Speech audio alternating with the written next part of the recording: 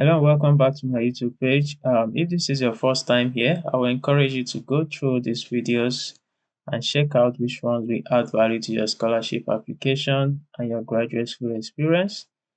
Without wasting much of the time, today I will be talking about the Commonwealth Scholarship.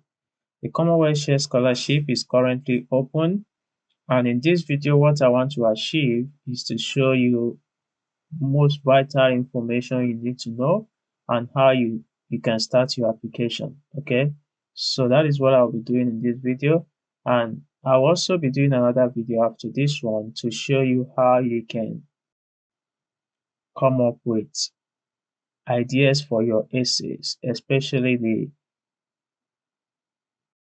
the development impact essay. So I will show you some tricks of how you can come up with essays that aligns with the objectives and the goals of the Commonwealth Scholarship Body.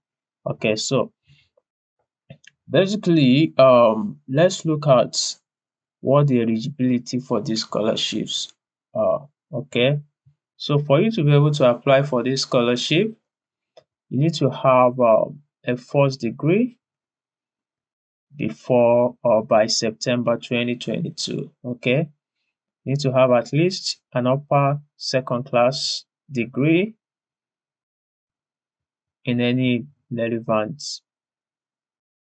field, basically.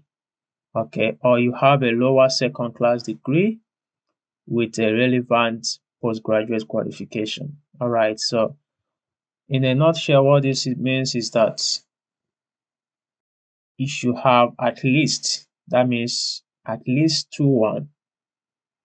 That means if you have a first class, you are qualified, of course. That is the echelon of it, okay? Then you need to have a 2-1 first degree, or if you have a 2-2 and a master's, you can also apply. So that's what it means.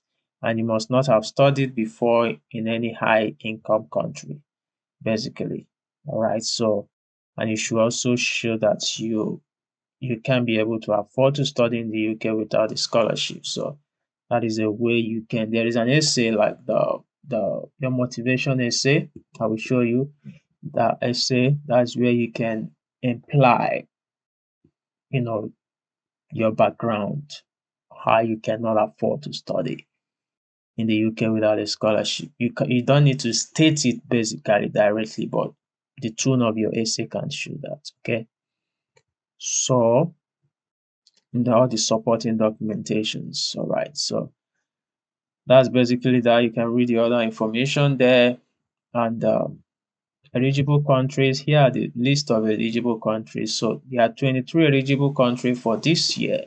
Sometimes it's higher, sometimes it's lower, but basically for this year, there are 23 countries. Okay, you must be one of these countries. You must be a resident and a national resident. Your nationality must be from these countries. Okay, before you can be able to apply for the scholarship. All right.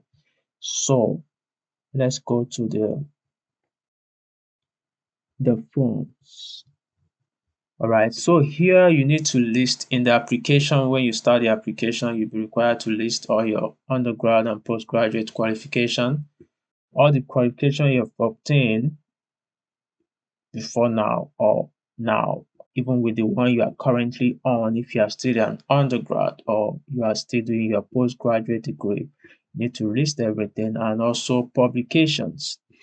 The publication and price is not compulsory if you don't have it, because most time people feel like, oh, I don't have publication, I can't apply. No, it's not compulsory. Okay, I remember when I applied for the scholarship, I didn't have a single publications.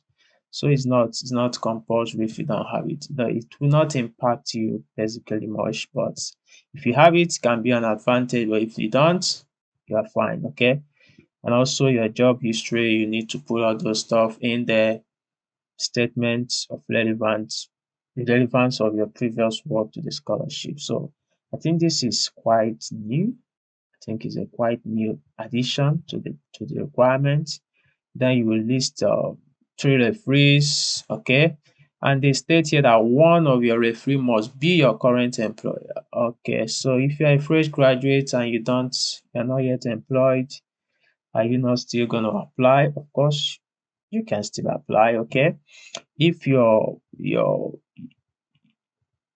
last experience basically can be maybe your professor or your supervisor in your research. If you are just graduating from school, the person that supervises you in your final project can be your current employer, can stand as a current employer. Or if you are observing your national youth service, for instance, applicant from Nigeria, your current employer or supervisor at your place of service can also be act as that referee here. So you can always find a way around it if you are not employed, okay? That shouldn't be a problem. Now you'll be writing your development impact essays in 4 parts. They have been listed here and the number of words has been listed. Development issue connected to the choosing CSC development team. So there are different teams, 6 teams. So the essay you'll be writing will be aligned with those themes, okay? I'm going to show you that in the next video, how you can come up with that.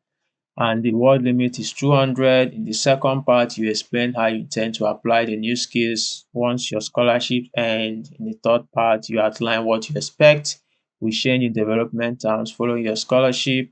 All right, so those are the things that you start thinking about. And in the fourth part, you should write about how your impact or your work could be best measured. All right, so I have made some video previously on this.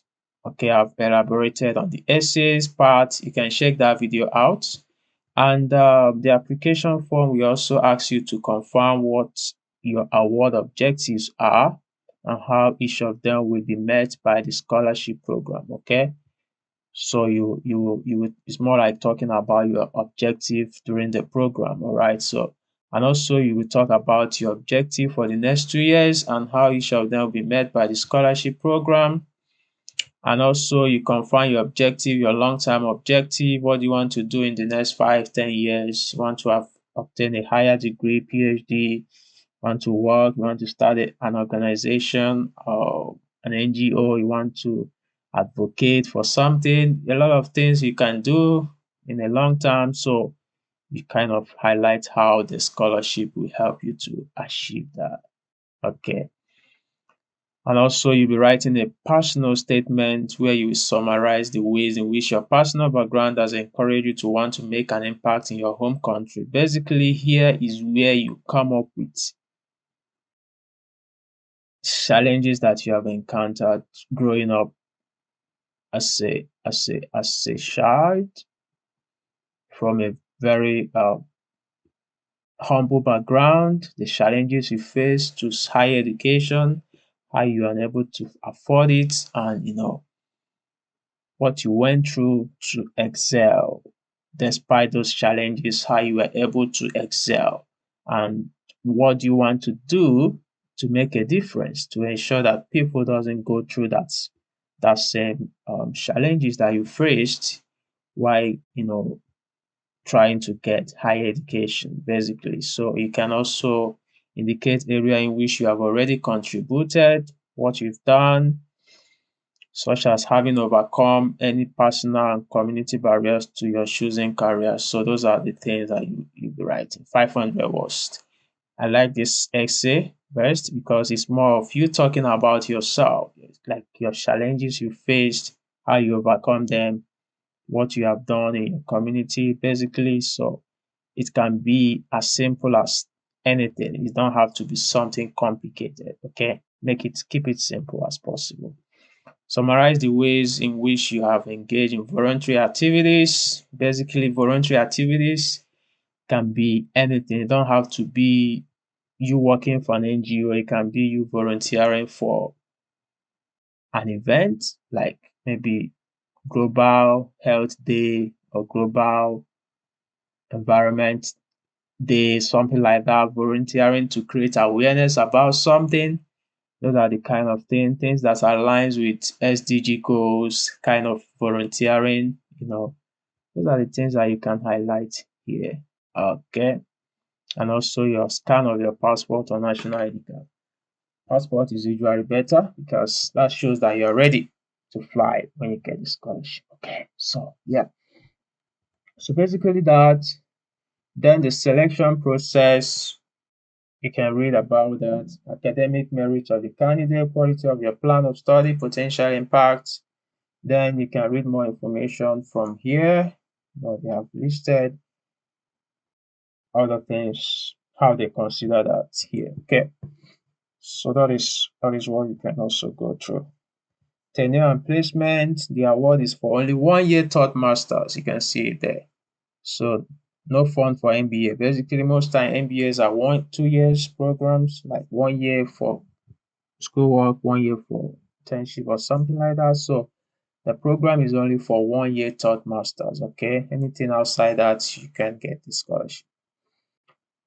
Uh, the value of the scholarship, you can see the value here.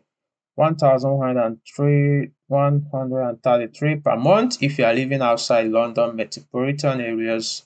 People living within London get higher pay because of the difference in living standard. Okay, so I think there's always annual improvement in the rate, because I remember like 3 years ago when I was on the scholarship, it was around 1,000, less than 1,100, around 1,089 pounds for people living outside London. So there's always an improvement in the minimum wage, basically. So it also impacts that. Okay, you also get your warm coat allowance.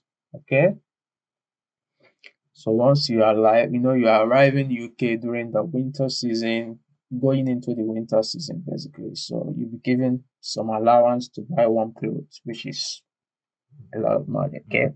You also be given thesis grant. If you are going to write some thesis, you need to do some work. You'll be given the thesis grant by your school. You can claim it.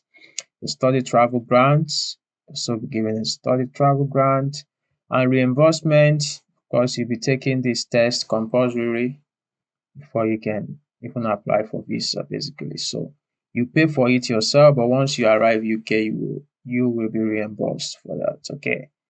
And if you're a widow, divorced, single parent, you'll be getting this per month for the first child and this per month for the second and the third child under the age of 16.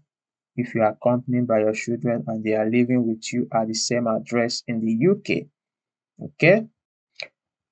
So those are the values of the condition of the scholarship. Then here are some of the general conditions. So the important one I want to highlight here is the CSC does not, you can read everything, it's good, it's important that you read everything, okay? The scholarship covers fees, approval fees, and all that, okay? You can read all those stuff.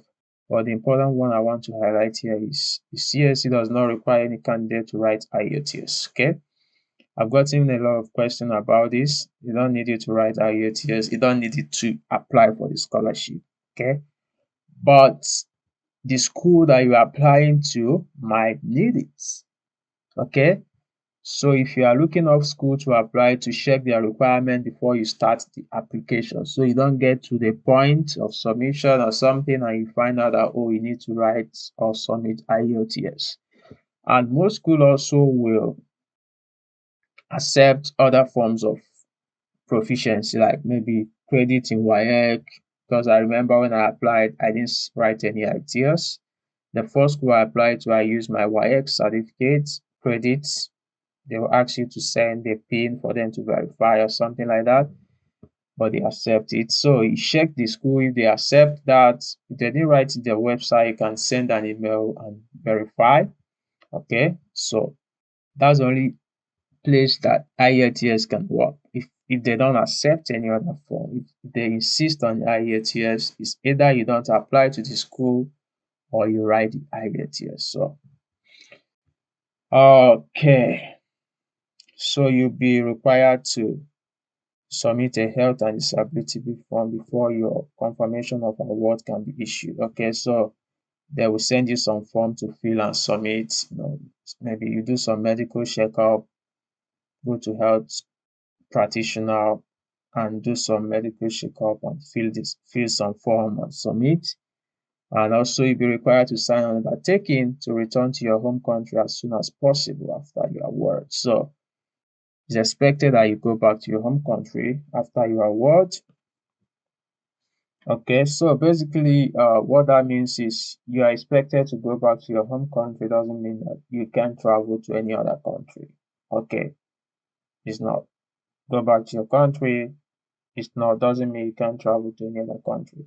And here you can also see there's an exception that you can reside in the UK if you seek, no, not this one. The CSE will consider a request to extend your leave to remain in the UK after your award only if you wish to move from master's to PhD. So strict conditions will apply. So if you don't get a PhD offer in the UK after your program, you can move to other country if you get an offer for PhD in that country. So, but it's expected that you leave the UK to your country. Okay, they are going to book your return flight tickets, right? You can utilize that to go back to your country, then see your family. If you want to travel for your PhD to other country, you can do that. So scholarship, Commonwealth scholarships opens the door for you to be able to explore other opportunities globally and also develop yourself intellectually, build a more intellectual capacity to contribute to your country development. Okay, so they are not saying that, oh, go back to your country, just stay there doing that development. You can improve yourself, get more skills, and then stand a better change agent to make developmental impact your country. Okay, so that is also very important to note. All right, so you can read all that information there. Ensure you don't violate any of this information. So you can see I must not undertake paid employment during your work without approval from CSE in advance. So it's important that you keep to these requirements. Okay, so those are by the way. Okay, so we've reviewed those requirements. So now you want to make a choice of which school to apply to. Here are some of links that can show you resources that can show you how you can make a choice of university, what criteria you can use to make a choice, statistics and different stuff. These are important. But now, before you can do this, you need to know which schools are eligible for the scholarship for this year, which programs are eligible. So that is what you need to know. First, you come here, you can see the view list of approved courses, list of participating UK universities. You go to the list of participating UK universities, you see a number of scholarship available under every university here. So what that means is that this university can only award 2 scholarships. They have only 2 slots. They can only nominate 2 candidates for the Commonwealth Scholarship. So if 100 people apply to the school for Commonwealth Scholarship, they can only nominate 2. They can't do more than 2. Okay. So, and they usually will have 2 other candidates on reserve in case any of the nominated candidates or all the nominated candidates decide to decline the offer.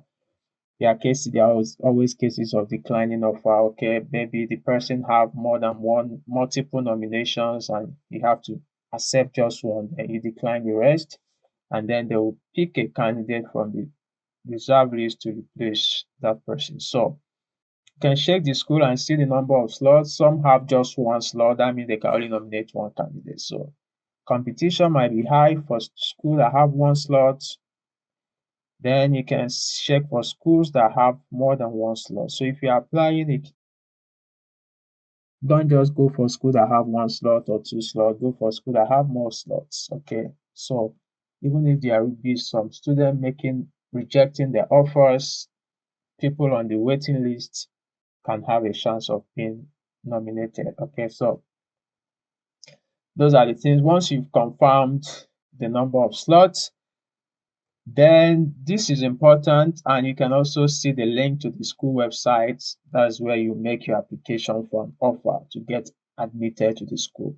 All right, so but before you can know which school to apply, you need to check the programs available in those schools. Okay, so we go back to here, list of approved courses.